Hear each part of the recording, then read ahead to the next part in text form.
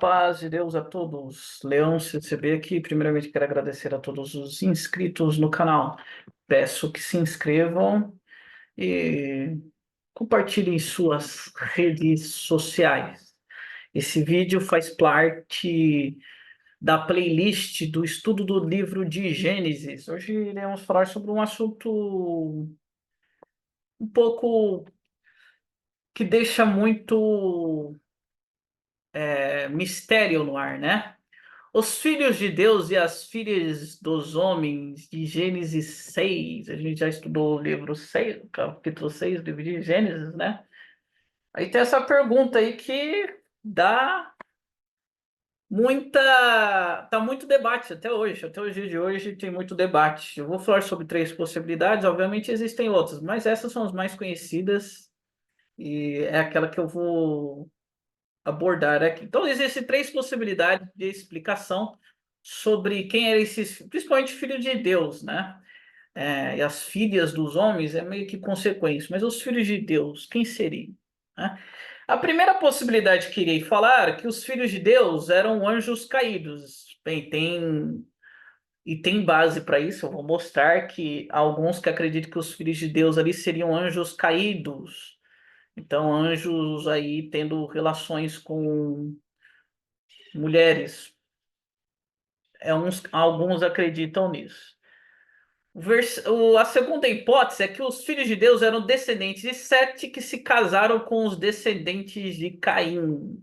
As filhas dos homens seriam os descendentes de Caim e os filhos de Deus seriam os descendentes de Sete. Bem, essa é uma outra possibilidade que é colocada. A terceira que eu irei falar é os filhos de Deus eram homens poderosos, governantes e nobres. Então, vamos lá? A primeira possibilidade, os filhos de Deus de Gênesis 6 eram anjos caídos.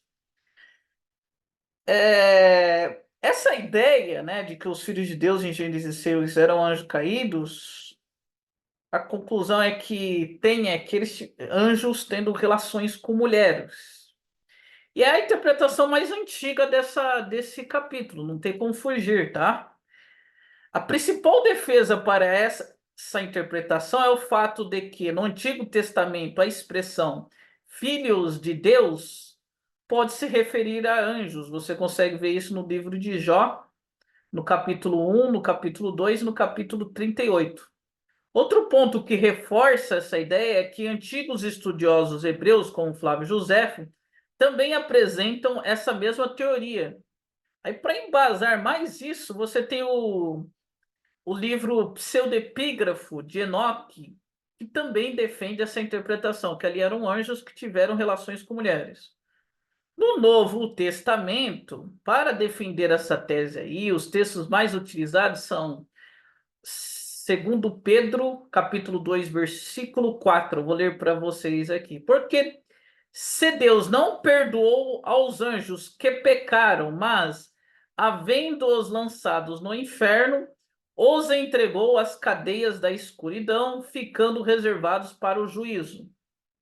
Outro versículo muito utilizado é Judas, capítulo 1, verso 6. E aos anjos que não guardaram o seu principado, mas deixaram a sua própria habitação, reservou na escuridão em prisões eternas até ao juízo daquele grande dia.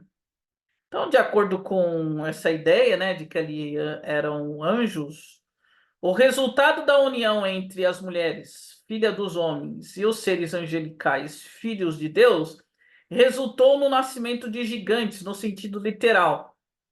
Esses gigantes teriam sido homens notórios e valentes na antiguidade. Outro texto que também é muito utilizado para defender essa tese é em Gênesis 19, versículo 5. Ali, né, nós temos homens homossexuais ali de Sodoma que queriam ter relações com os anjos que vieram destruir a cidade, né? Então, com base nessas interpretações, o que se argumentam é que mostra o tamanho da desobediência em relação aos mandamentos de Deus. Então, quem defende essa tese aponta aí para a possibilidade de ter existido uma raça mista cosmologicamente, ou seja, que não eram 100% humana isso teria levado ao dilúvio universal, como forma de dizimar toda a humanidade, com exceção de Noé e sua família. Ok? Então aí tá essa. É uma teoria, né? Uma refutação aí que a gente pode apresentar. É o texto mais utilizado para refutar essa ideia, né? É Mateus 20, versículo 30, 22, Mateus 22, versículo 30, onde o próprio Jesus diz que os anjos não se casam e nem são dados em casamentos. Então aí vai ser o ponto fraco aí dessa teoria, que é a mais antiga, mas tem esse ponto fraco aí. Como é que vai explicar essa fala de Jesus, né? Agora vamos para outra teoria. Os filhos de Deus eram os descendentes de Sete? Bem, segundo essa teoria, né, segundo essa hipótese, né, a descendência justa de Sete se misturou com a descendência ímpia de Caim. Em outras palavras, os homens da linhagem de Sete se casaram com as mulheres pagãs da linhagem de Caim. Nessa interpretação, os Néfilim, gigantes, resultaram dessa mistura religiosa. Esses homens não eram literalmente gigantes, mas homens ímpios e tiranos que alcançaram fama na antiguidade. Bem, um dos argumentos para sustentar essa interpretação é o contexto dos capítulos anteriores. Por quê? Em Gênesis 4 é apresentada a geração perversa de Caim. Já em Gênesis 5 é descrita a descendência justa de Sete. Como sequência, o capítulo 6 aparece mostrar a mistura dessas duas linhagens, culminando numa civilização corrompida. O problema com essa interpretação, com essa hipótese aí, é que em nenhum outro lugar no Antigo Testamento os descendentes de Sete são chamados de filhos de Deus. Além do mais, a Bíblia não diz que todos os descendentes de Sete eram justos.